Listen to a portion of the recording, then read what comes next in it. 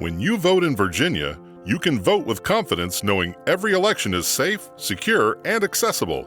Our certified election registrars and volunteers follow strict processes and procedures to make sure every vote counts.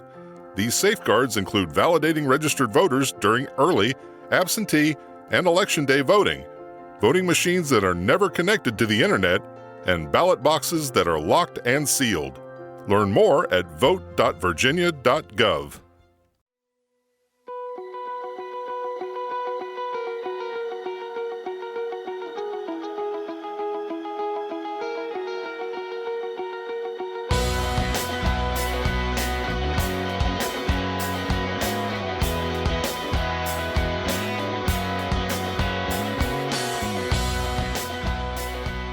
Well, welcome to another edition of the Hank Unplugged podcast. We are committed to bringing the most interesting, informative, and inspirational people directly to your earbuds, and today will be no exception. Today I'm hosting Neil Thomas.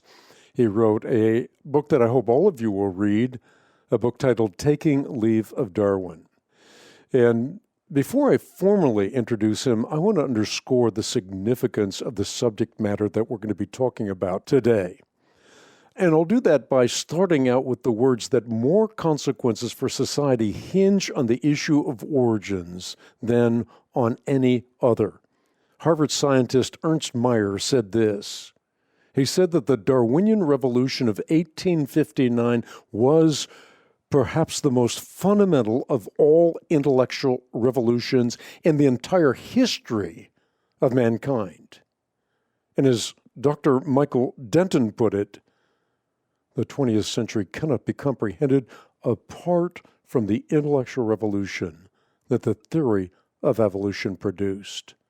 In fact, Denton dubbed the theory of macroevolution the great cosmogenic myth of the 20th century, a myth that has produced far-reaching consequences in every discipline of study, in every level of education, and in every area of practice.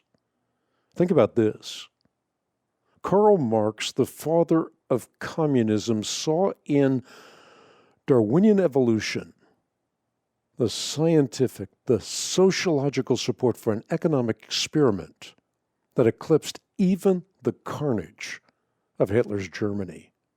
And Sigmund Freud, this is a great example, he, the founder of modern psychology, was also a faithful follower of Darwin. And his belief that man was merely a sophisticated animal led him to postulate that mental disorders were the vestiges of behavior that had been appropriate in earlier stages of evolution. So Denton was right. Evolution is one of the most spectacular examples in the history of humanity of how a highly speculative idea, an idea for which there's really no hard scientific evidence, has come to fashion the thinking of a whole society and to dominate the outlook of an age. The evolutionary misreading of the Book of Nature, well, it's simply breathtaking. And I suppose that this breathtaking cosmogenic myth needs to be exposed, and to have it exposed by someone who is not a Christian, but rather a humanist rationalist, is, well, I would say delicious. I think it's important to recognize that Neil Thomas, in writing this book, has been lauded by many intellectual luminaries. Neil Thomas has been called rightly a British humanities professor, a lifelong rationalist who once was rather confident in the claims of Darwinian orthodoxy. But as Michael B. has well said, and Michael B. is the author of Darwin's Black Box, Thomas's book, Taking Leave of Darwin, demonstrates the courageous and commendable willingness of a committed agnostic intellectual to change his mind about Darwin, to follow truth wherever it leads. The endorsement of this book by Dr. Paul Beasley Murray is also well worth repeating. I'm taking this from the cover of the book where Dr. Paul Beasley Murray says, Taking Leave of Darwin by Neil Thomas, a senior academic literary historian and a life member of the British Rationalist Association, is an unusual book. Why? Because it is an attack on the secular theory of evolution by a non-Christian. He goes on to say that Thomas describes the whole Darwinian edifice as an offense, not only to the best scientific practice, but even an offense to common sense. Indeed, he says that to attribute creative potential to nature, well, it's a deeply archaic, animistic way of thinking, and he concludes that with the naturalistic, materialistic alternative having failed so signally, we are left with no other choice but to consider the possibility of the God hypothesis. One other endorsement that deserves recognition as I kick off this podcast comes from Professor Michael Flannery. He says, well, much the same as what you have heard so far in the endorsements that I have communicated. He notes that Neil Thomas, a highly perceptive scholar, has laid bare the bold presumptuousness of the Darwinian faithful for what it is, namely a modern form of hoodwinking that fails an honest and unbiased test of history and logic. And so he says of Taking Leave of Darwin that it exposes the science of Darwinian evolution as not science but scientism, as well as the explanatory power of natural selection, as will the paper tiger of nature red in tooth and claw. He concludes by saying, read this book and be fooled no longer. And that's exactly what I want people to do. The long introduction simply to say, this is a book that is must-reading, a book that you can find on the web at equip.org. We make it available for anyone who stands with us, shoulder to shoulder, in the battle for life and truth. You can get your copy on the web at equip.org.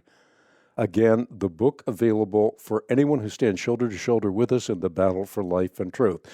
I want you to read this book. It is a book that I think is transcendently important, and I've spent many, many years on this subject myself. So when I say that, I'm talking about a book that is not only instructive, but a book that is very, very well written. With that, I want to introduce the author, Neil Thomas, and again, the book, Taking Leave of Darwin. Thanks so much for joining me on Hank Unplugged. You're welcome.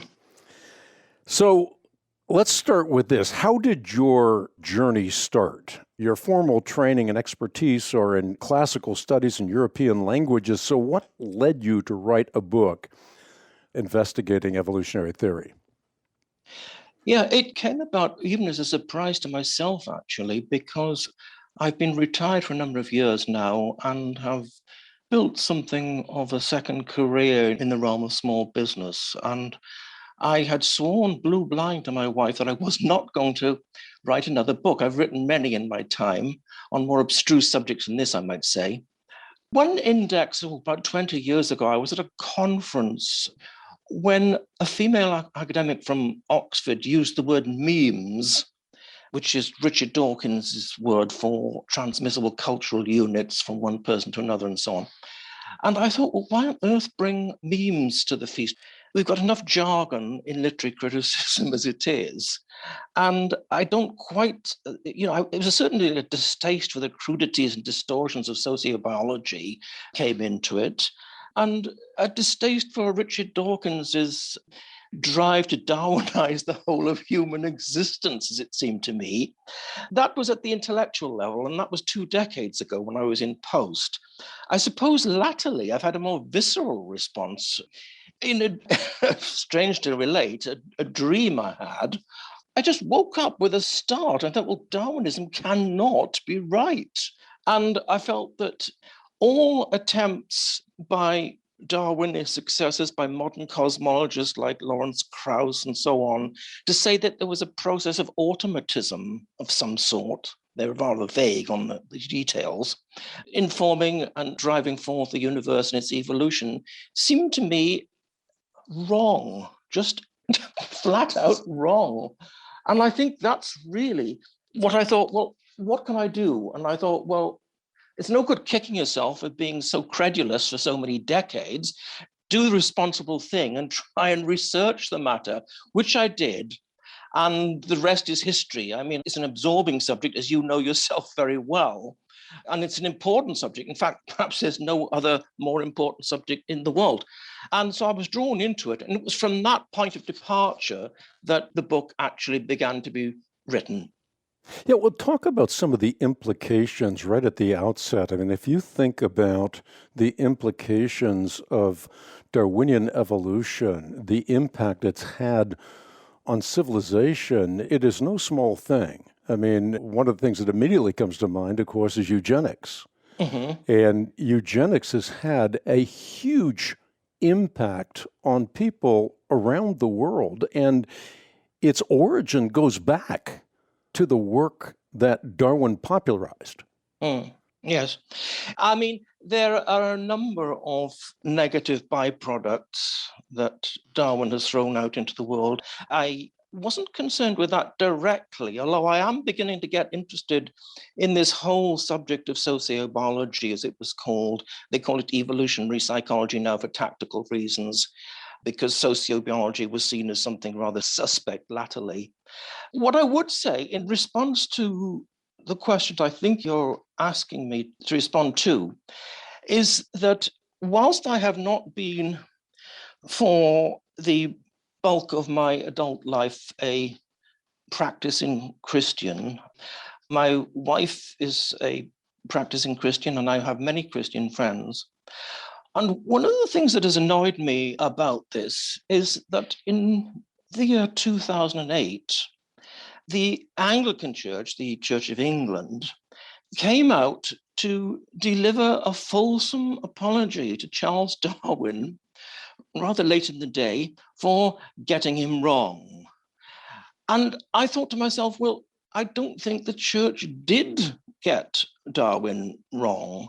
I think Darwin was wrong, and the church has, in a kind of genuflection to the false god of science, which can be as flawed as any other god, as we've come to realize, that it was that I felt that the whole démarche of apologizing was wrong, because I think that the church has more of a title to rationality, if you like, in the sense that it has a conception of an unmoved move, or a first cause, a causa causarum, and to give it its technical term, that something must have an origin. Nothing comes of nothing, to give it the old Latin tag translated. And I do feel, you may call it a vicarious feeling, because, as I say, I have been more of what we would call in Britain a humanist than a Christian for many decades, but I do feel a sense of injustice, that it's as if the jury has been misdirected by a mischievous judge.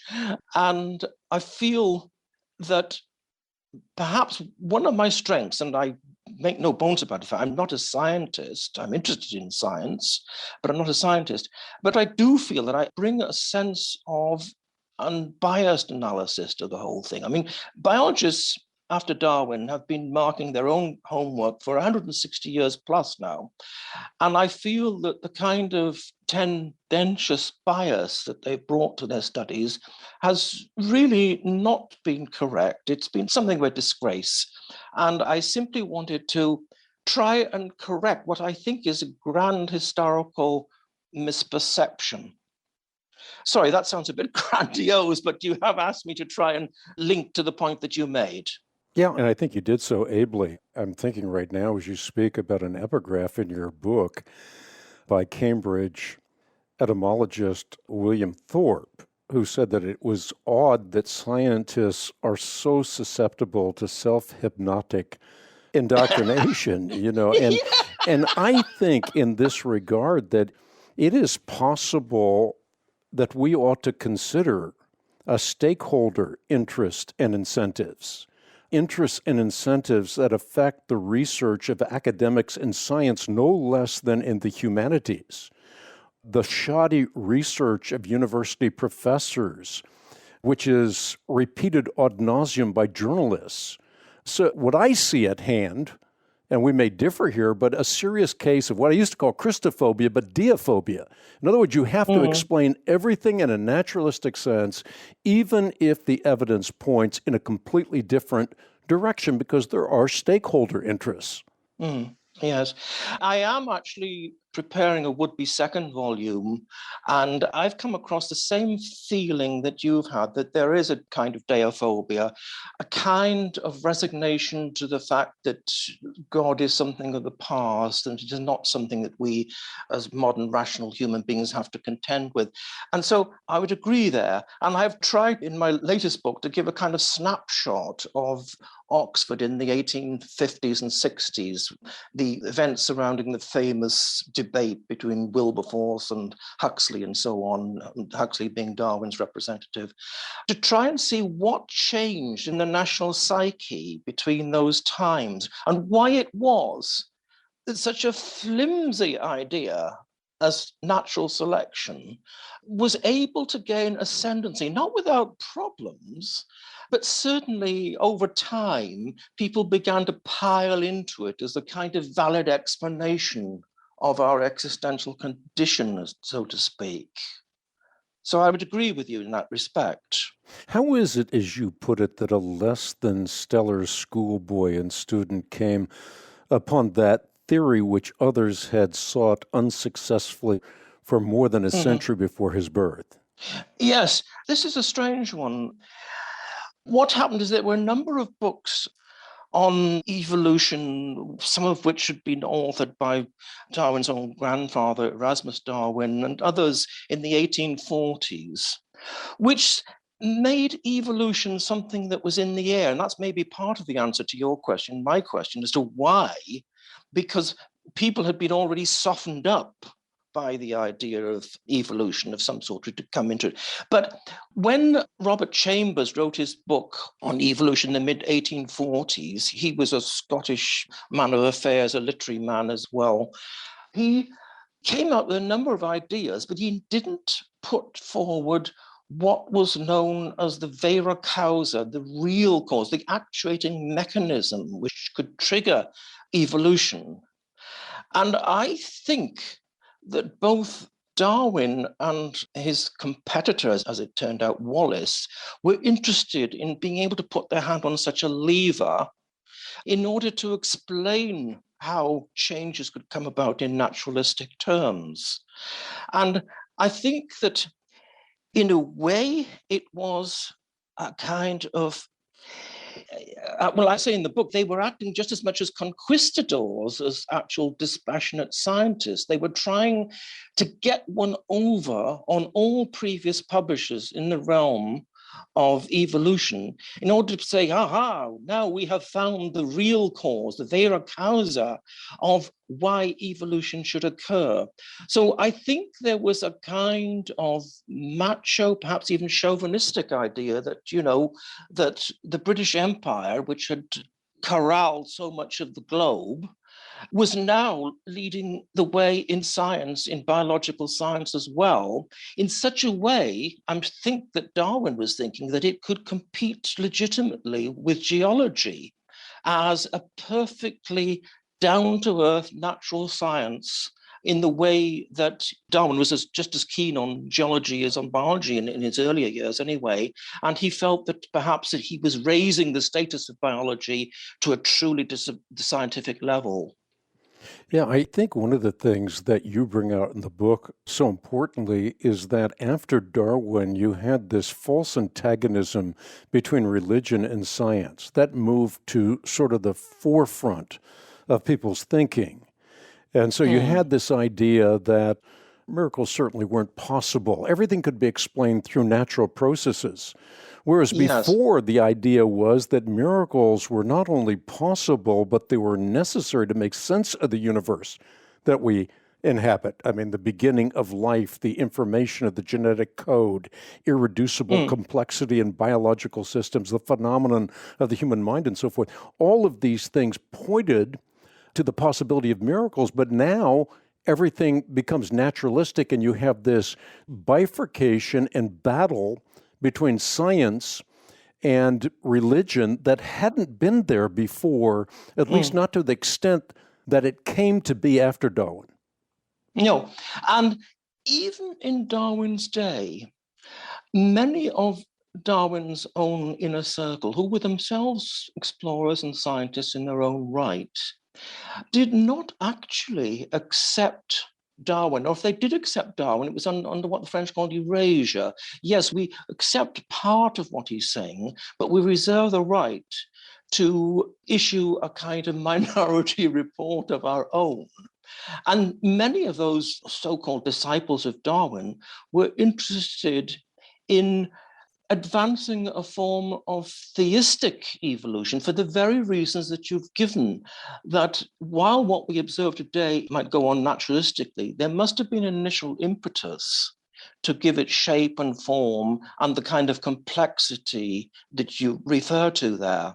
So yes, I think possibly the kind of gimlet-eyed doctrinaire zealots that we associate with Darwinism these days, and you may know who I'm talking about, but I will not mention his name.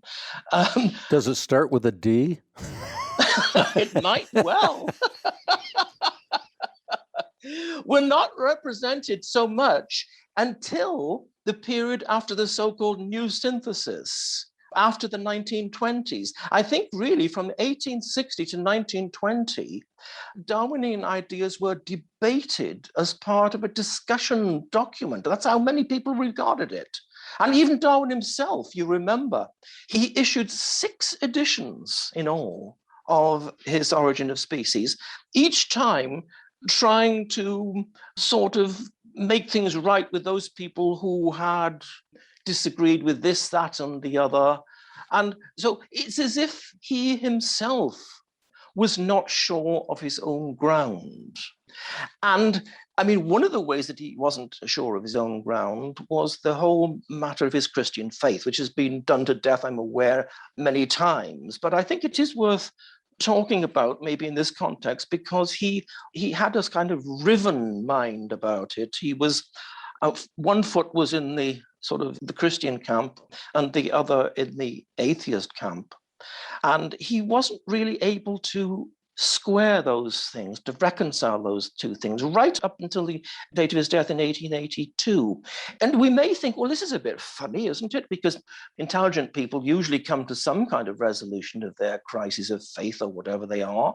But that's not necessarily the case, because one of Darwin's near contemporaries, George Eliot, the Mary Ann Evans, the author who took a male pseudonym, is known for having been a great agnostic, humanist, you call it what you like. But as a critic called Cockshute pointed out many years ago, in 1964, in his book on the English agnostics, that Mary Ann Evans, George Eliot, even though, the way he puts it, even though she gave up a formal belief in Christian faith and so on, she yet held on very vividly to a notion of providence, the idea that things were going to go in the right direction. And that is only really possible, if you think about it, if you have some kind of residual sort of faith. And I think the same can be applied mutatis mutandis to Darwin. He was a Victorian as well. They were of the same generation. And this was the kind of thought way of that particular zeitgeist.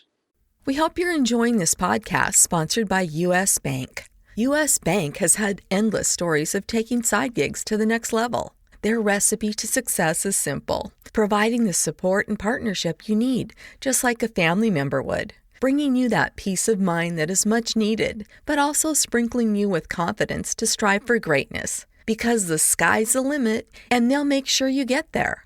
U.S. Bank. We'll get there together. Back to the episode. When you vote in Virginia, you can vote with confidence knowing every election is safe, secure, and accessible. Our certified election registrars and volunteers follow strict processes and procedures to make sure every vote counts. These safeguards include validating registered voters during early, absentee, and election day voting, voting machines that are never connected to the internet, and ballot boxes that are locked and sealed. Learn more at vote.virginia.gov.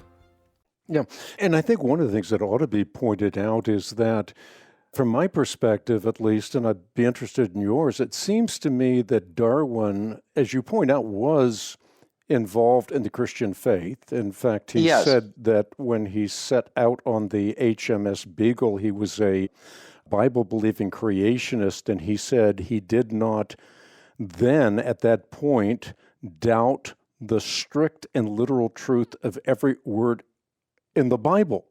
Now, what's interesting about that is it seems to me that Darwin read the Bible in a wooden literalistic fashion, out of which comes nothing but nonsense.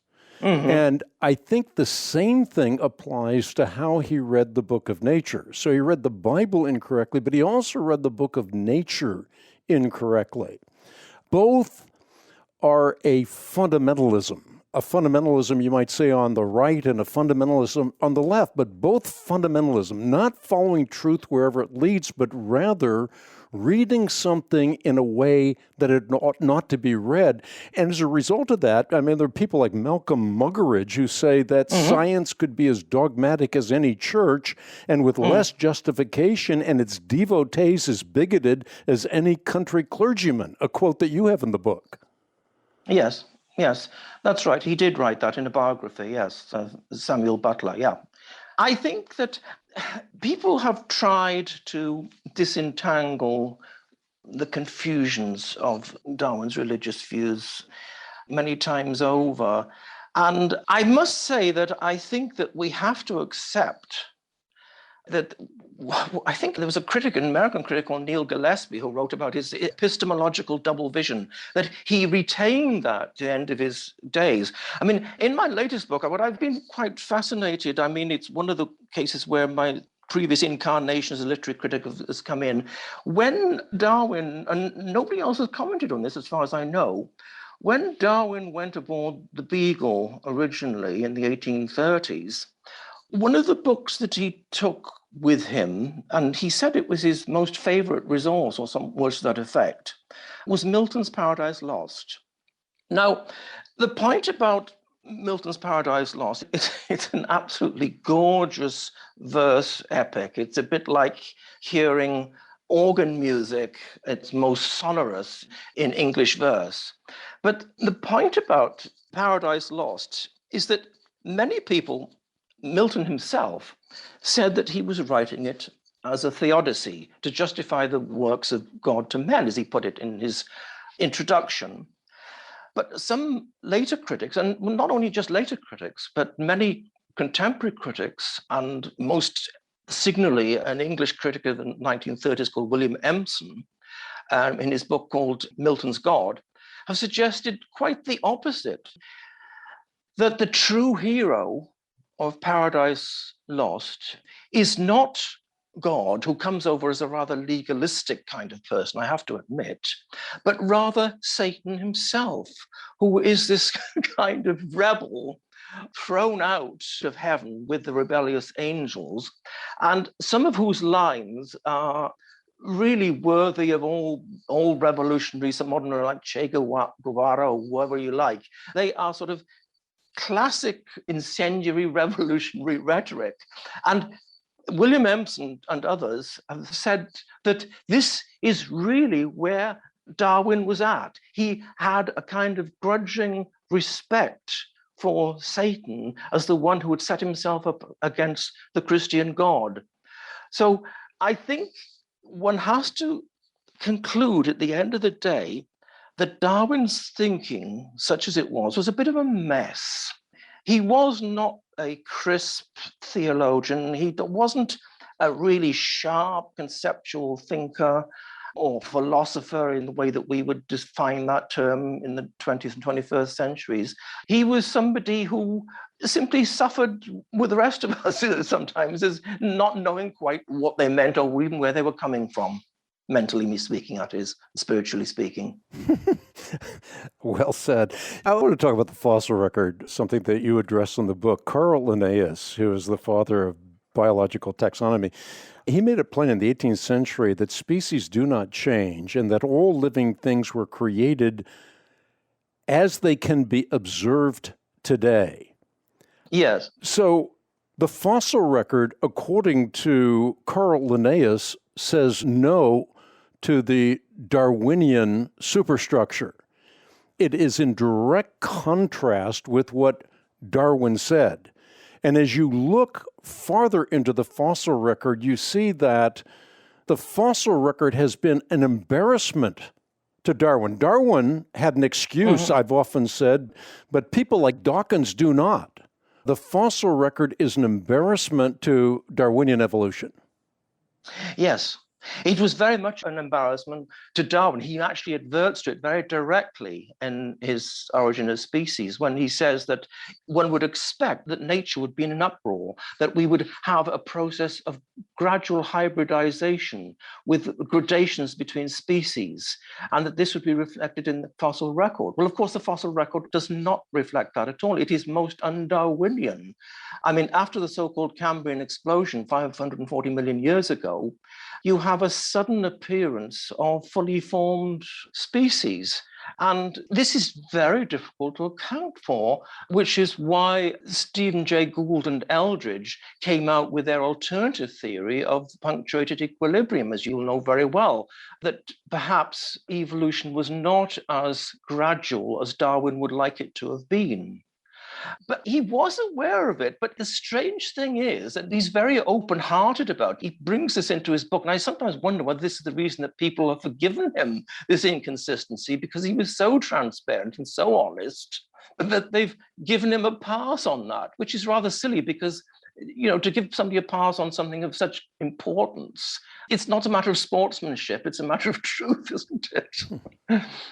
Yeah, and I think what's really important, and you've alluded to Richard Dawkins, but here you have Darwin's best-known modern expositor, who is, from my perspective, and I think from yours as well, essentially deceitful and illogical.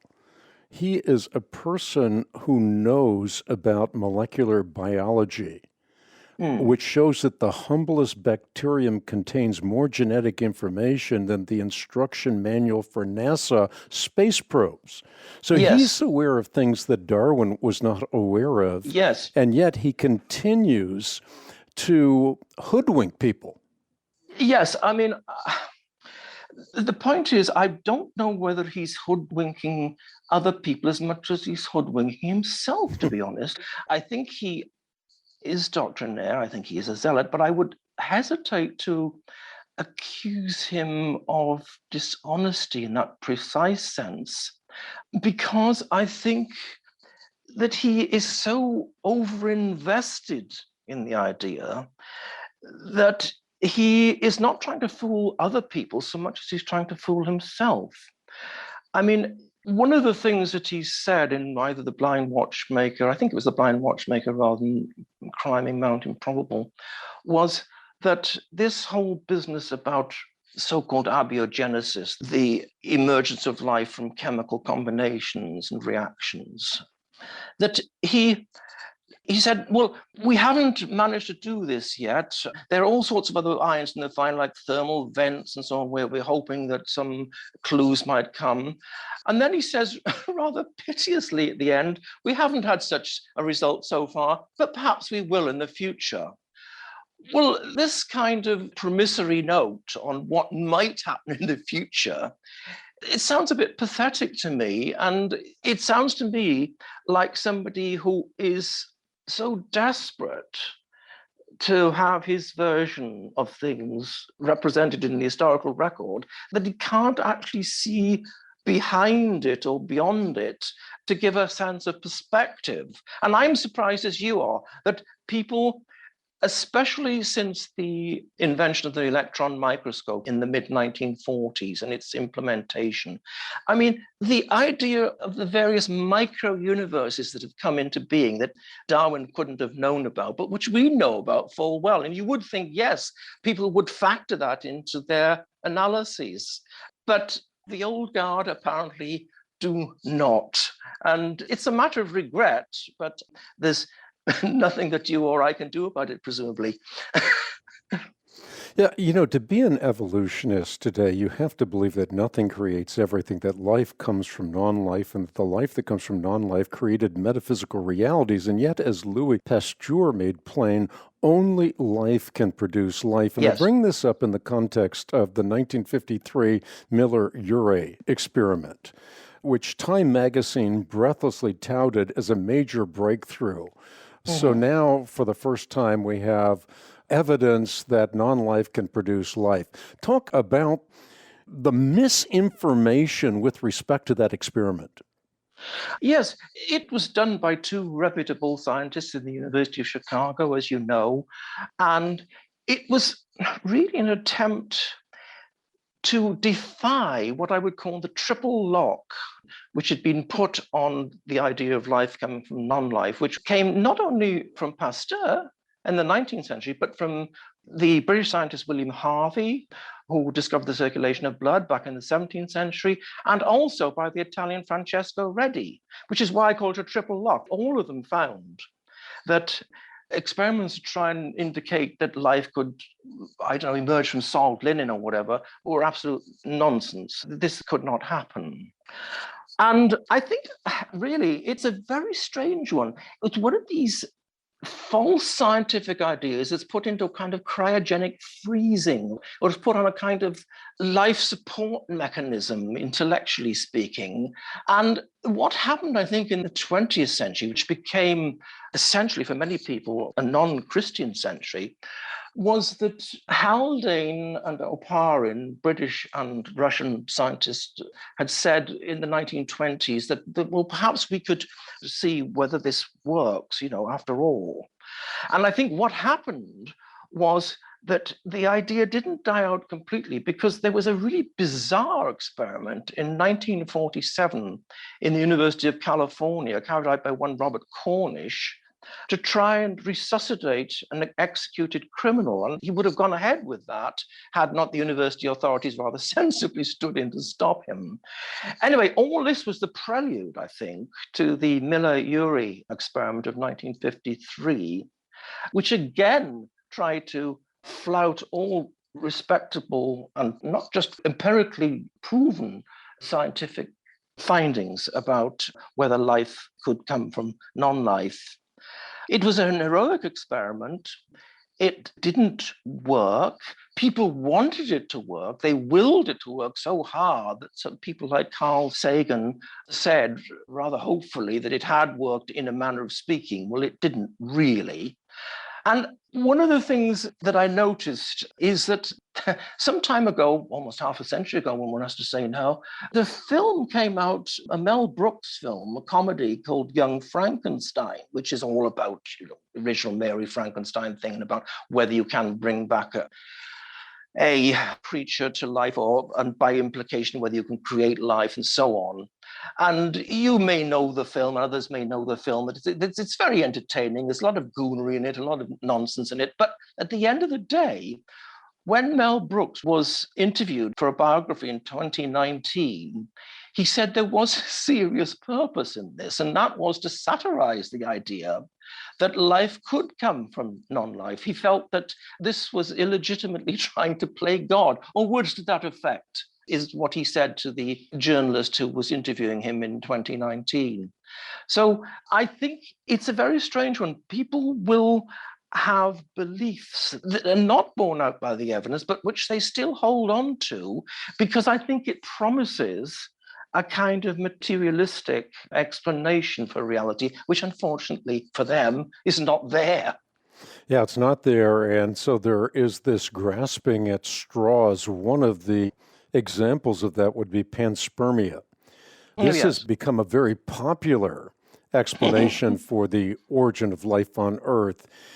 Talk about panspermia. A lot of people may not know the term. No. But this is something that has become increasingly popular in our era, both from the perspective of directed panspermia and, the notion that this just wafted in our direction as a result of meteors. Yes. Again, this is a very strange one. I would again say, perhaps rather, I hope I'm not being too insulting when I say it, but I think it is one of these ideas that's kept alive artificially as a sort of cryogenic experiment in a way, because what happened was that even going back to 1903, when the idea in the modern era was put forward of panspermia, of what it means is that life, people having given up the idea of trying to look for some chemical abiogenesis on Earth, have said, oh, well, maybe life appeared from outer space. And so what happened was that the idea was, and it's a purely theoretical one, it's a bit like the multiverse, it only exists in people's imagination, and that is that life could have been so seeded from outer space as a result of the equivalent of convection currents. This sort of life could have encrusted in a boulder or something as a meteorite, and then somehow found itself here on Earth. So the person who had a very strange relationship with the idea of panspermia was the legendary British cosmologist Sir Fred Hoyle, who himself is on record as having said there's nothing so stupid in science as the idea that a random coming together of chemicals could produce the first cells of life here on Earth. But apparently he did not wish to risk his scientific good name by implying that there was some kind of God explanation for things. And so he succumbed to the temptations of putting forward panspermia as an idea of his own. He actually lent his prestigious name to this rather lunatic, it seems to me, idea. And it goes to show, I think, that when we're in the dark about things, we can reach out, as you say, for the most strange straws to cling on to. Yeah, absolutely. And I was thinking also about how you have been able to sift through all of this, and you have a chapter in your book on the challenge of intelligent design.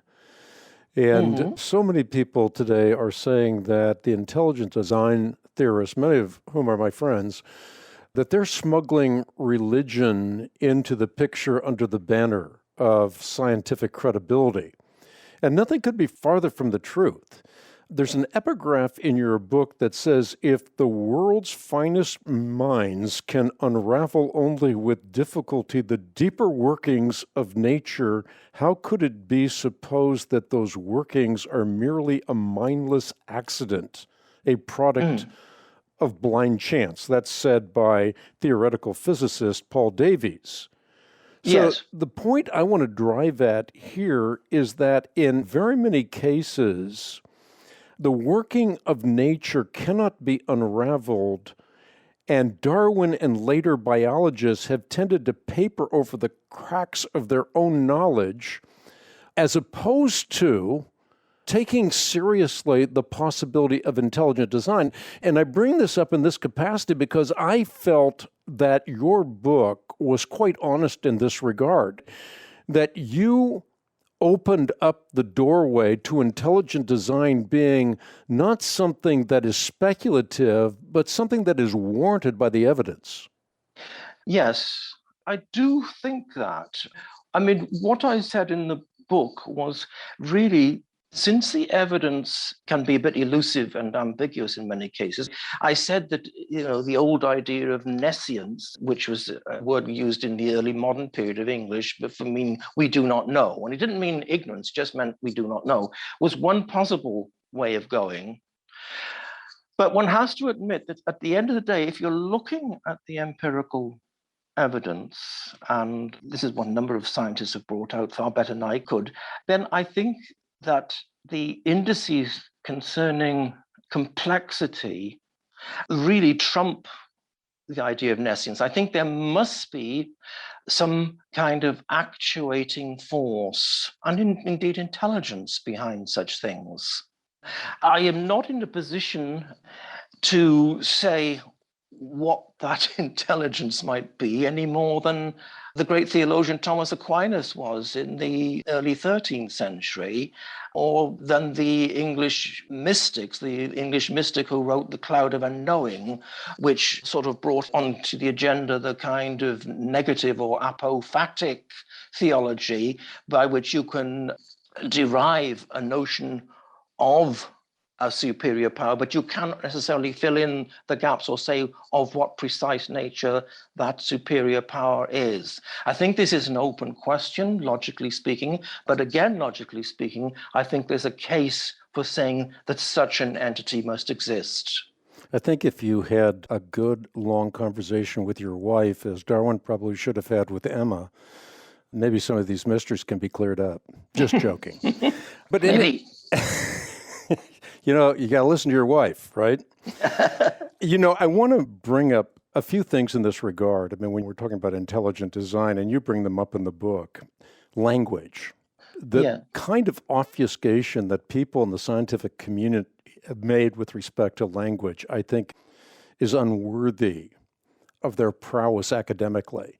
How can you explain away the complex linguistic capacities and say that these complex linguistic capacities evolved from ape-like communication? I mean, that's one of the most amazing things that is still communicated in the academy, and we should certainly know better at this stage of human history.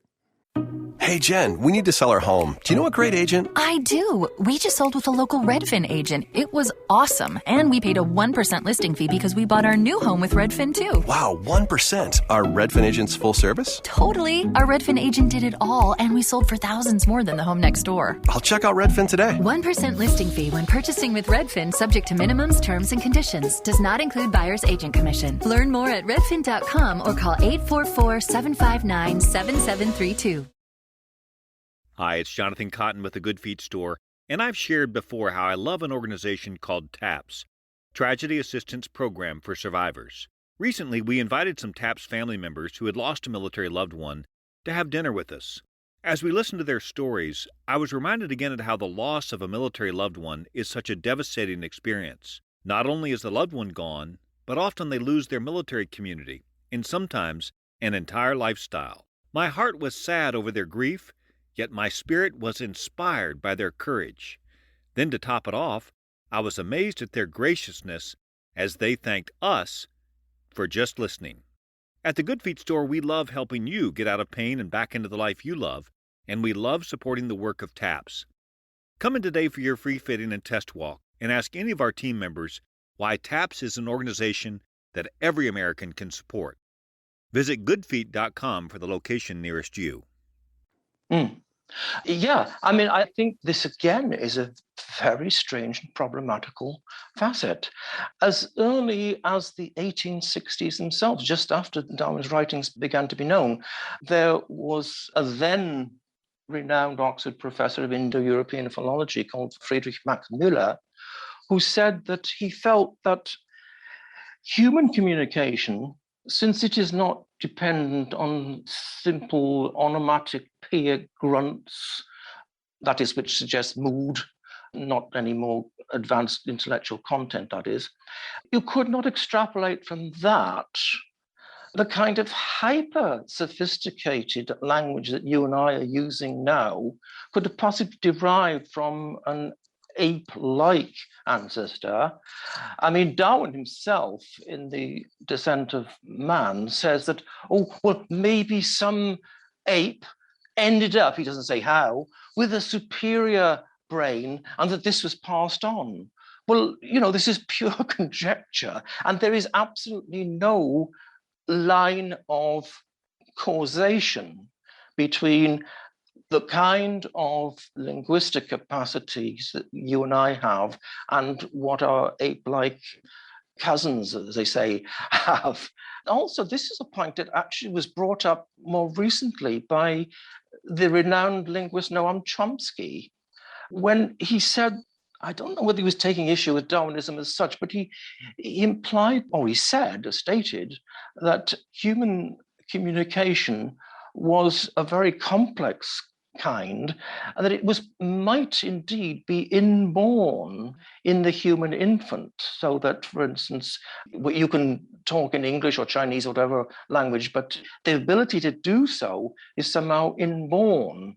Therefore, how did it become inborn if it isn't inborn in our simian cousins? The line of transmission from simian to human is huge. Darwin would call it a saltation, a huge leap, a leap of faith to think that any simian grunts and groans could ever have formed the basis of the human language. Yeah, I mean, we were hardwired for grammar from birth. And that's hard to explain through the evolutionary process, as is the sophistication of the human brain, which I thought you did a terrific job of explicating in your book. I think it was Michael Denton who did the explicating. I gave a very lengthy quote from him, which I think was marvelous. I don't see how anybody can counter it, to be honest. It was so marvelous. Yeah, I think what is written in your book in this regard, when you think about the awe-inducing complexity of the human brain, no kind of hyperbole can do it justice. And I've tried to explain this in various venues, but I, again, think that, with the quotes that you have and so forth, but you're pulling it all together. You've done a marvelous job in your book. You've made a great contribution by the way you banded it all together, so that people can see just how impossible it is to suppose that natural selection and common descent can in some way account for the sophistication of the human brain. You also, I think, have done a great job and a great service of demonstrating substance dualism, that the mind and the brain are separate entities. I mean, how do you explain what people can explain today, how the mind can cause the physical synapses of the brain to fire in the first place? That is a mystery, yes. It is a mystery, and it is a mystery that I think evolutionists ought to take seriously. I mean, a lot of people are physicalists, and they say the physical facts fix all the facts, but I don't think you can say that in an age of scientific enlightenment. I don't think you can. A book I've been reading recently by a neurologist called Donald Hoffman, 1F, 2 N's, Donald Hoffman. It's something called Darwinism and the Denial of Reality, or something like that. I've got it here somewhere.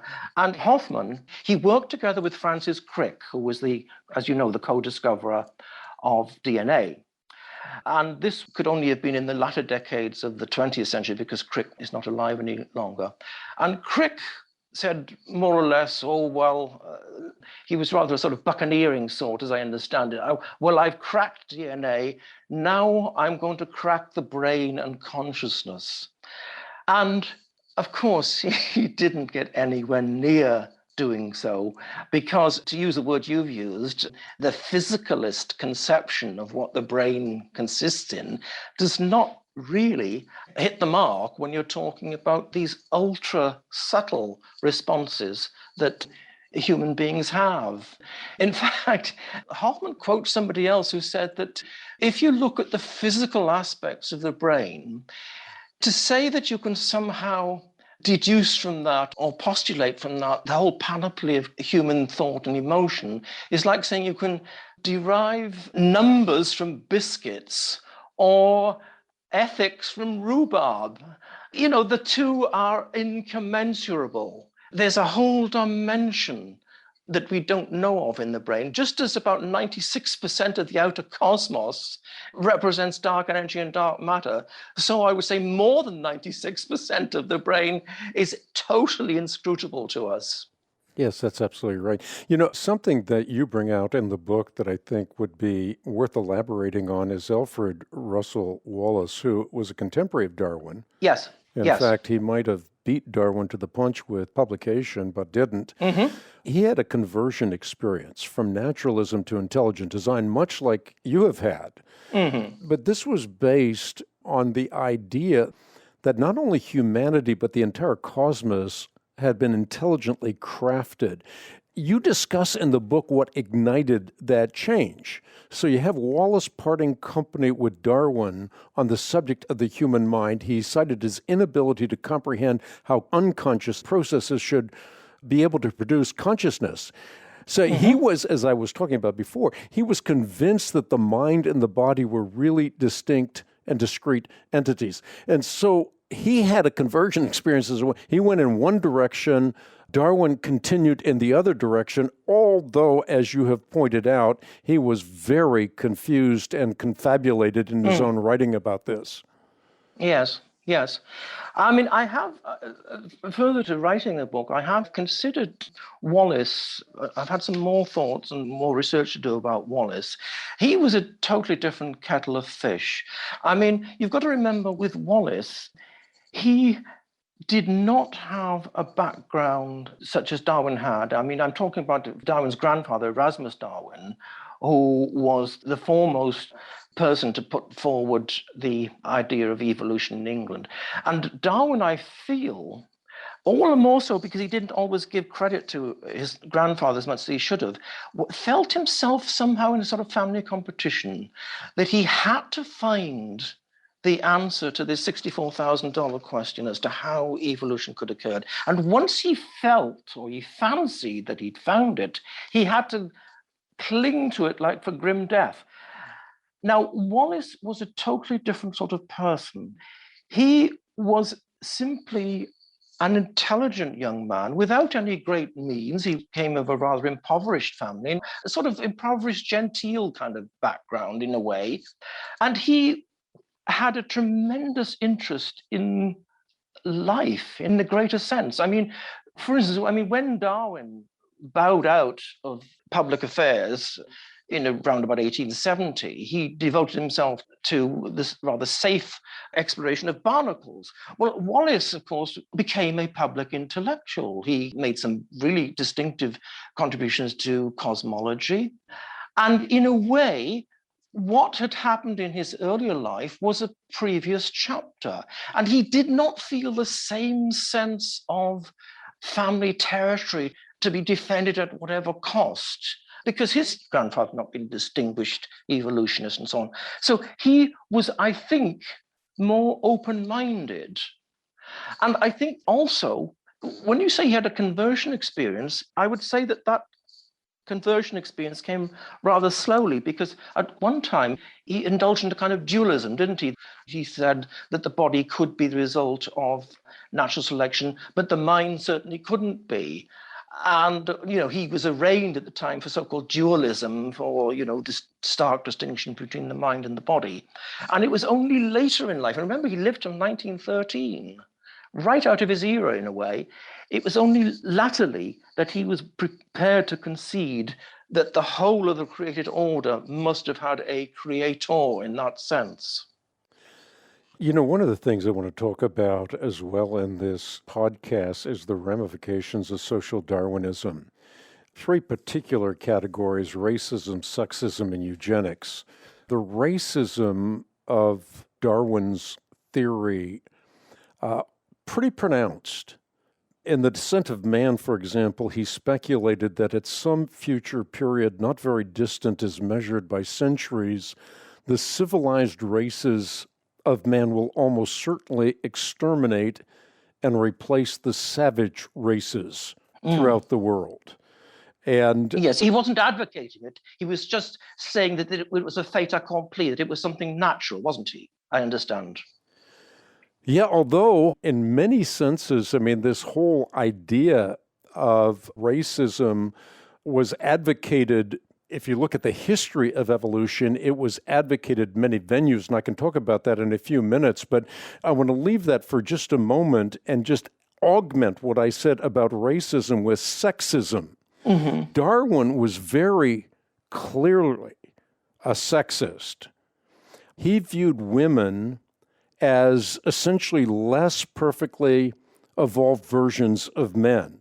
Yes. He famously said that the chief distinction in the intellectual powers of the 2 sexes is shown by men attaining to a higher eminence in whatever a man takes up than can a woman.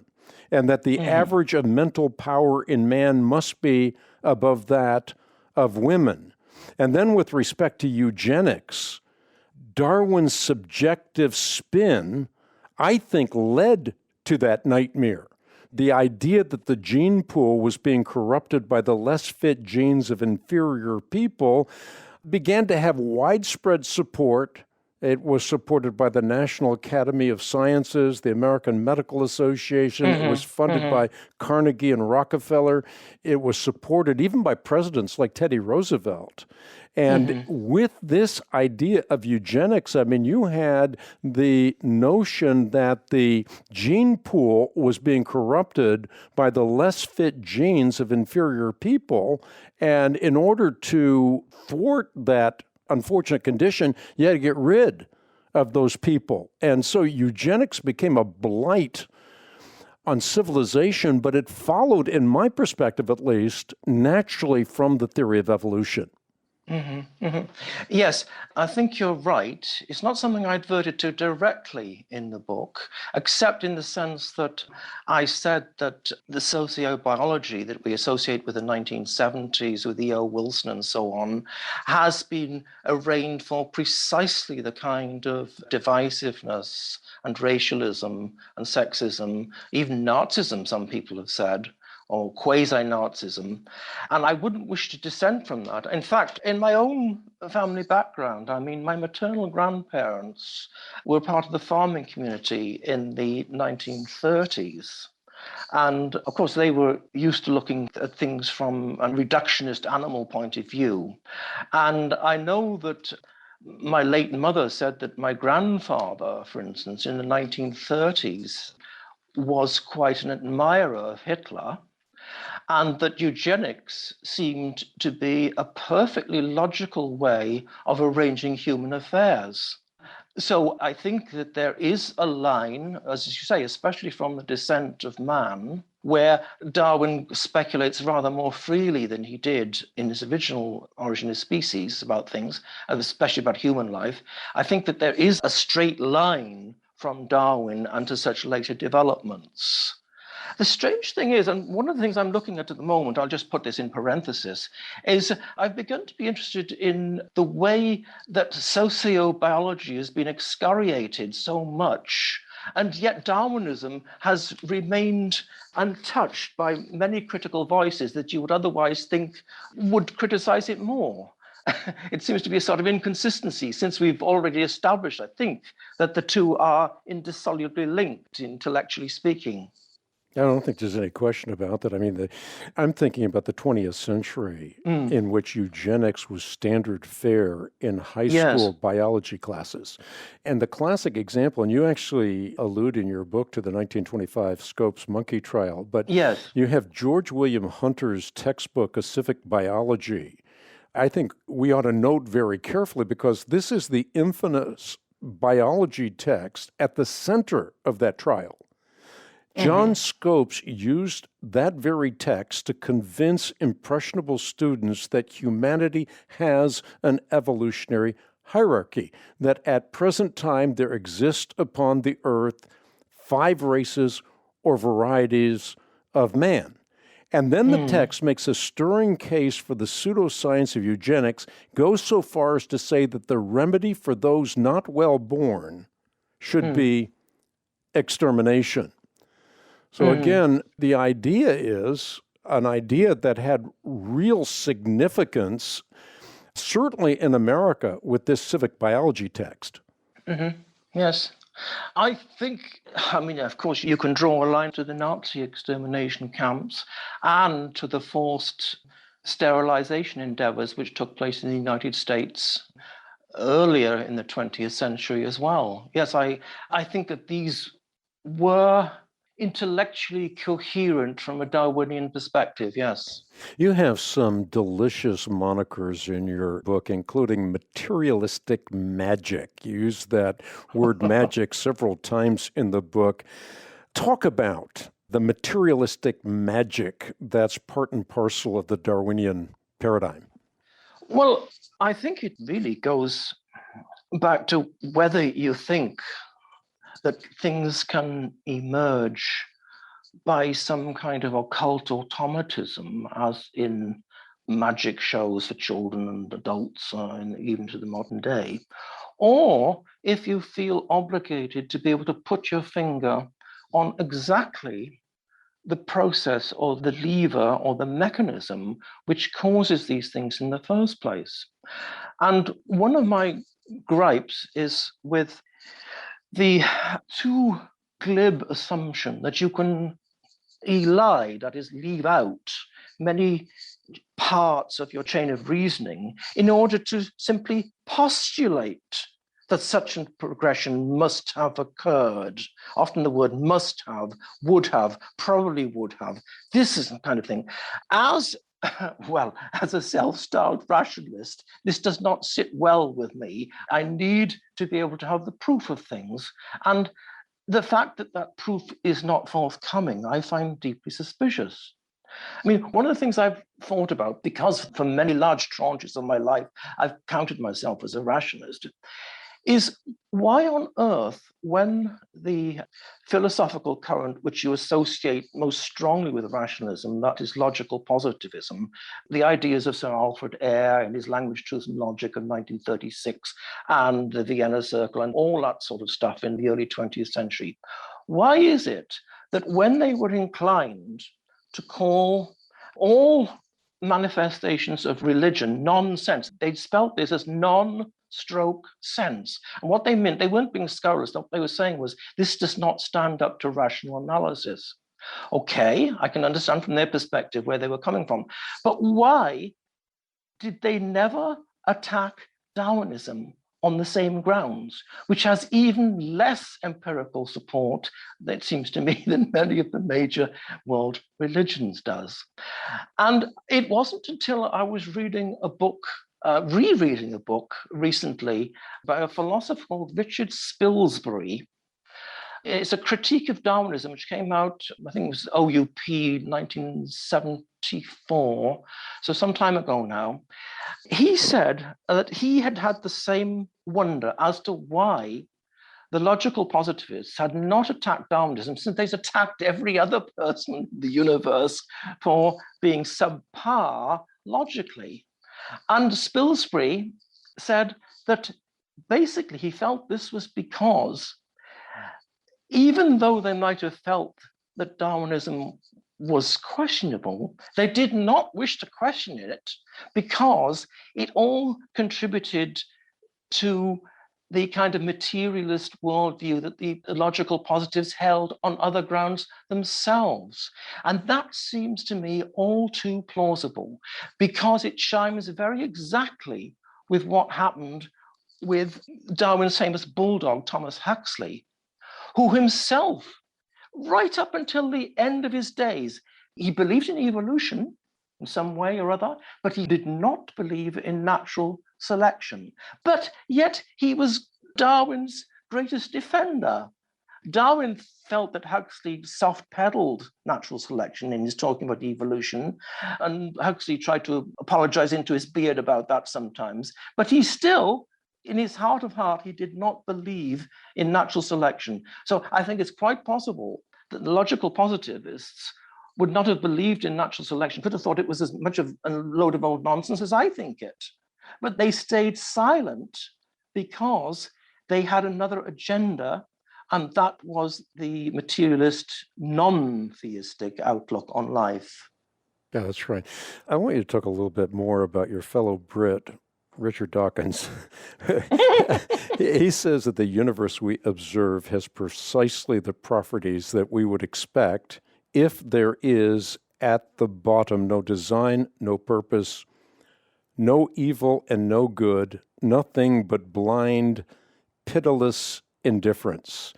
You, by contrast, Get running this fall at Dunkin' with $2 medium iced coffees from 2 to 6 p.m. Try any of Dunkin's delicious iced coffee, like their signature original blend. Or treat yourself to mocha, caramel, or the fall favorite, pumpkin. Always freshly brewed, made just the way you like it. Make time for happy hour and enjoy a $2 medium iced coffee from 2 to 6 p.m. Washington, D.C. runs on Dunkin'. Participation may vary. Limited time offer. Exclusions apply.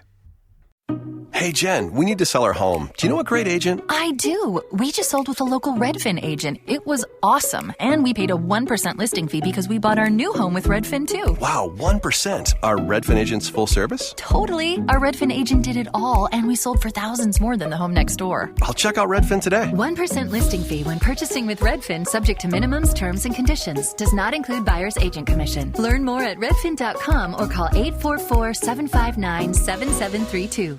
Make a strong case for Earth being a privileged planet, that the Earth is fine-tuned for habitability, that the Earth is uniquely blessed. What are we to make of the squabble between the two Brits? Well, I'm not I repeat that I'm not a scientist like Dawkins is. I'm simply, I hope, an unbiased foreman of the jury who's making an independent audit of what the scientists have done. But anyway, yes, I think this is a strange one. Basically, Dawkins, in as much as many people have said he's a stranger to philosophy. Well, he might be a stranger to philosophy in the technical sense, but I think that his philosophical mentor was one Bertrand Russell from the early 20th century. Russell was a strange man. He had begun his life in faith, but had lost his faith and had become rather embittered by it. And he'd become a kind of blank and blanket atheist. And he was predisposed to see the heavens and earth through the filter of that atheism. And it is true that if you look outside this orb that we're privileged enough to inhabit, I mean, all you can see outside is a kind of gigantic and destructive pinball machine of planets and meteors and fire and destruction and so on. And I think that, yes, it was really from the 1970s that people were minded to connect the dots and to see that there were these cosmological constants, the so-called Goldilocks zone. That cliche has been done to death, I know that, but the fact that the Earth is not too hot, not too cold, it has plentiful provisions thus far, unless we use them all up, which I hope we don't. And so nobody seemed to have that perspective on things, or not enough people had that perspective until the 70s. And I think what Dawkins and his mentor Russell were going back to was a time before cosmologists had looked at this problem four square and were inclined to lump together the Earth with the exterior cosmos. And I think that the Earth and the exterior cosmos are incommensurable in that sense. I mean, the exterior cosmos is a form of hell, in my view, whereas what we've got here, even though we mess it up hugely, is a potentially extremely productive and maybe even blessed place. So I think what we've got here is a difference in zeitgeist. I think that Dawkins, going back to Russell, is looking back at a period in cosmology when, before the distinction between the privileged planet and the rest of the universe had been foregrounded so much, and was more inclined to speak from that rather, I would say, antiquated philosophical and cosmological position. Yeah, I think that's what I would say to that one. Well said. Something that you mentioned earlier on in our conversation was the multiverse hypothesis. And I want to go back to that. Is that just a cop-out? With biological evolution, the cop-out is always given enough time, anything is possible. And in the same train of thought, people are saying, given an infinite number of universes, again, anything is possible. Well, I mean, you should be perhaps talking to some of the brain boxes who come out with this kind of thing rather than to a retired liberal arts professor on this subject. But from what I can see, and I have tried to undertake an independent audit, as I say, of what, people cleverer than myself have said on this subject. For a start, the idea of a multiverse is not a new idea, surprisingly enough. It goes right back to Greek antiquity, when some philosophers, who were really brainstormers in those days, of course, said that the universe might be issuing separate worlds, sort of like a bubble goes into a number of bubbles and that kind of thing. That's where that comes from. But yes, I suppose it is a cop-out in as much as people have said it's a kind of cosmic natural selection, that if you postulate the universe as being a conglomerate of different worlds, then maybe somebody had to get lucky. I don't find this a very strong argument. I find it a rather facile and glib argument myself for why we should be in this fortunate position, but that's what people say. And I also think that a number of ideas, I don't think that Darwinism is in fact a modern idea. I think that the idea of chance, or in his case, natural selection, with the chance mutations and so on, giving it a modern spin as he did, goes back to Greek antiquity, to Epicurus and his Roman disciple Lucretius, who said that the world that we know is a conglomeration of atoms all reacting in different ways, and that in some way certain results, certain patterns would come about whether you wanted them to or not, that there was a kind of, well, I would call it automatism, and maybe even magic in that kind of thinking, that it is magical thinking. But this is what they said. And the strange thing was that the Lucretian idea of chance chimed very nicely with the Darwinian idea of evolution, which also depends on chance to an unconscionable degree, as most of us would think. And really, what happened at that point is that many of the older philosophers of antiquity, like Plato, Aristotle, the early physician Galen, who had complete contempt for the Lucretian idea of things emerging by chance, somehow gained credibility by being linked to the claimed scientific nature of Darwinism. And it was only on the basis of that, I think, that people thought, oh, well, Lucretianism is a pretty strange idea, but perhaps if it's backed up by modern science in the form of Darwinism, perhaps we'd better pile into that and believe it now. That's one way, I think, in which an illogical idea has implanted itself in Western consciousness since the 1860s, and more especially from the 1920s, 30s, and 40s of the last century. Yeah, good point. And I think just as the ancients, they had the materialistic concept, nothing new under the sun. What Darwin wrote about, he got from his grandfather Erasmus, who was a polymath.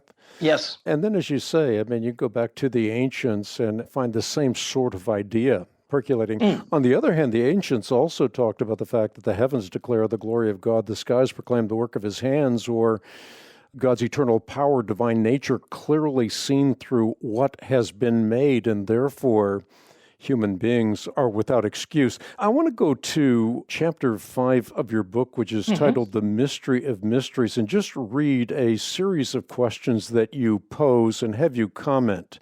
You pose these questions, and I'll read them in rapid fashion. How did a once barren terrestrial environment give rise to life forms? How did the resources deemed necessary to the process, self-replicating molecules bearing genetic information, arise in the first place? What is the ultimate origin of the genetic code, and who or what directed it to produce plant and animal species? Why are we safely cocooned in the cosmic Goldilocks zone when so many parts of the universe are more reminiscent of, as you pointed out earlier, Dante's Inferno?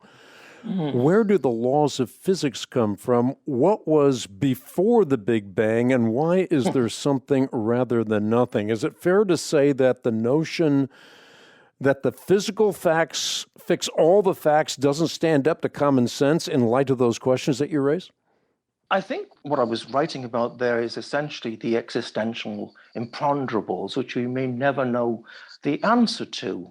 I think that especially, and I'm talking about outside my subject area now, but what I've been able to read and glean, the ideas of quantum physics and mechanics, in which so much is uncertain, tenuous and probabilistic rather than certain in the ways that we're accustomed to from the Newtonian conceptions of unbroken laws and so on, mean that the underlying reality of our existence, and remember that the quantum world refers to the invisible world, which we didn't even know existed till 75 years ago, because the Newtonian big world is undergirded by the quantum world, then it would be foolish to suggest that anybody could have a complete answer to some of these imponderables. I think that was the point I was making. Or did you wish to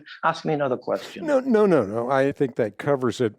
I'm basically asking for an elaboration on what the Oxford mathematician John Lennox said, that the laws of physics are descriptive and predictive, but not creative in their own right. In other words, you can have an explanation of gravity, but you can never communicate that gravity created gravity.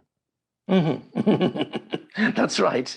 I think that John Lennox was sort of crossing swords there with Stephen Hawking and Leonard Mlodinow in a 2012 book they put out, in which they said that certain things could be understood in a purely materialistic way. But I think what John Lennox then said, well, yes, but how do you explain these very basic things like the law of gravity and so on? Well, you can't. It's just there. You can't get beyond that. I often say that contrast is the conduit to clarity. And I want to make a contrast here. If you follow the Darwinian tributary that has come to dominate the academy, you have to conclude that the universe quite literally created itself. Yes. If you follow Einstein, I think he has a more dignified acknowledgement, the acknowledgement that the laws of nature manifest the existence of a spirit vastly superior to that of humanity, and one in the face of which we with our modest powers must feel humble. And I think the contrast here between the academy, which seems to me to be boastful, and Einstein, who was a superior intellect, far more humble in light of the evidence that surrounded him. Yes, I think so. I mean, I was recently reading a biography of Einstein by one Max Jammer. That's spelled Jammer. It's a German word. J is pronounced as a Y. And he goes into this quite a bit. And the notion that certain abstract qualities, if you buy into certain abstract postulations, there's got to be an element of faith in it. And I think that probably Einstein saw as much as anybody else did, or perhaps better than many of his colleagues did, that there was a necessity for this. I mean, the alternative of what you said the Academy buys into, I suppose you could gloss it in historical terms as a kind of hubris of trying to claim too much. And I think this is a danger, that we try to claim too much. And perhaps in former decades, I tried that too much myself, but it doesn't really work, because you can't really convince yourself that the universe created itself, that we are autonomous beings. This is not true. We're extremely dependent. We are, as somebody said, the subjects of the cosmos rather than the rulers of the cosmos. Something in your book that I want to perhaps conclude with, although it is so delightful to talk to you, I thoroughly enjoying the conversation, but let's talk about the overabundance of what you call invisible natural wonders and our own false sense of entitlement about these innumerable benefits. And you mentioned a number of them. You mentioned the liver, the heart, the cells, which are a diminutive universe in each one of these individual cells, as you explain it, eyelids, skin, photosynthesis, and the list goes on. Maybe you can comment on one or a few of these. I mean, the liver in and of itself is able to perform more functions than the largest chemical refinery, as you put it. The autonomous functioning of the heart, the immune system, and on it goes. I mean, we ought to have this sense of wonder, and instead we're stuck in this materialistic paradigm. Yeah, it's a paradigm that I'm sort of emerging from myself, so I can understand why people would want this. I mean, I suppose if you're employed as a scientist, you're employed to find materialistic solutions to problems, but I think there's a limit beyond which you can't. And I do think that, I think in former decades, I don't know whether the word is complacent or over-entitled, but, one does take one's body for granted. And you do tend to think, well, that it's a kind of entitlement. Oh, yeah, yes, this is just a genetic birthright. But the point is, it is also a multi-miracle in common parlance. I mean, it would be dishonest to say that it were anything but a miracle in the semantic sense that we use miracle in everyday parlance. And I think that is the sense of wonder. And I think that was borne in upon me by reading the book Why Us by James LeFanu, who's a British retired doctor and medical contributor to the Daily Telegraph, London paper called Daily Telegraph, whom I met recently in London. I'll repeat the title for anyone who's interested, Why Us? And it's a book about the human genome experiment, which he knows far more about than I do, which disappointed many medics like himself because it had not brought us to a right royal route to actually understanding the genetic basis of life. There are so many non-gene explanations for what goes on, and the gene is not in itself. Even if you can explore the gene to its ultimate limits, there are things besides the genes. Epigenetic is the word that they use, epigenetic forces, which we haven't really cottoned on to yet. So the thing is of such huge complexity that I don't know how many lifetimes, millennia, whatever it would ever take. My own opinion is that we will never come to understand these things fully. I find it the grandest historical irony that the most fervent defenders of Darwinism are claiming to be advancing the ideals of the European Enlightenment. And in the European Enlightenment, the idea was to follow truth wherever it leads. And I think what's happening is precisely the opposite. I think people are stuck in their own psycho-epistemological cocoons. They're wedded to an ideology that promotes a worldview that does not correspond to reality. And so they're not following truth wherever it leads. And yet they claim to be advancing the dictums of the Enlightenment. Yes, I think the word enlightenment itself is semantically rather virtue signaling, isn't it? Bringing light to what was dark and so on. And I think it defined itself in contradistinction to the so-called superstitions of the Middle Ages. And what its unique selling feature was that it was going to depend on experimental evidence and so on as the clincher, as the game changer for things. And so it should be. Modern experimental science at its best is like that. But Darwin isn't at all like that. It is purely conjectural. And it is counter-indicated by so many factors that it really surprises me that it still holds water in many very intelligent people's minds. And in your epilogue, and we can conclude with that, you say it is now half a human lifetime since Michael Denton issued his decisive critique of modern evolutionary theory, and yet many biologists continue on business as usual. School textbooks still purvey the same broadly Darwinian interpretation of life, including the presentation of evidences, quote unquote, for evolution that have been long discredited. And I suppose as you end your own book in the epilogue, I suppose I ought to say that I admire you greatly for being willing to bust out of that epistemological cocoon and consider the fact that intelligent design makes more sense in an age of scientific enlightenment than does the materialistic worldview. I think, paradoxical though that might sound to many people, I agree with you. Well, I think for a humanist and a rationalist to write a book as you have written it, first of all, it speaks to your integrity. And secondly, I think, as I said at the very beginning of this podcast, this book is brilliant. It's brilliant not only in how it tackles a subject, but the delightful way in which you use language. Your skill is immense, and I love this book. I seldom read books more than once. I probably should, but this is a book that I've read several times, and I've enjoyed it every single time. Well, I'm delighted to hear so, and thank you very much for your sympathetic questions, and thanks a bunch. Well, I hope one day you make the next step to exploring the God who has revealed himself not only in the book of nature, but also in the Bible properly read. I think one of the biggest problems with people today is there's a caricature of Scripture.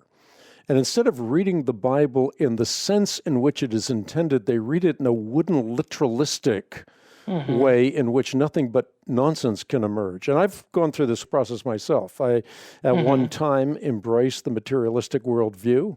I looked at the evidence, as I said at the beginning, the evidence for origins. I think this is the most important apologetic issue. How one views their origins will also determine how they live their life. But then I also looked at the Bible as being divine as opposed to merely human in origin. And I came to a completely different understanding of the Bible and its majestic prowess. And then finally, I also looked at the whole idea of revelation, that God is on the one hand ineffable, on the other hand, he's become knowable in incarnation through the person and work of Jesus Christ, and that Jesus Christ demonstrates that he is God through the immutable fact of resurrection. And I think this is something that we don't have to accept on blind faith, but rather, again, by looking at the evidences. So I've made that journey. I hope one day you complete that journey as well. Oh, thanks for your good wishes. Thank you. Well, again, thank you so much for taking the time to be on the Hank Unplugged podcast and for writing Taking Leave of Darwin. And by the way, I want to read your next book. Oh. As soon as I can see that manuscript, the sooner the better. Well, I'm sort of putting the finishing touches to it. My wife suggested one or two tweaks. And what I did with the other book, I sent it to Michael Behe originally, and he liked it, which surprised me because he's the great expert. And, I was a rank outsider. So I'm thinking James Lefanu has looked at an early version. So I'll bear you in mind, of course. Thank you very much for your endorsement. Well, I would love to endorse it. I'm sure that I would be as thrilled about that book as I am of your book, Taking Leave of Darwin. And speaking to our audience, I want to say real quickly that, again, this book, available for those who stand shoulder to shoulder with us in the battle for life and truth. You can get your copy on the web at equip.org. You can also write me at Box 8500, Charlotte, North Carolina, zip code 28271. Thanks again for tuning in to this edition of Hank Unplugged. Look forward to seeing you next time with a further edition of the podcast. So long for now.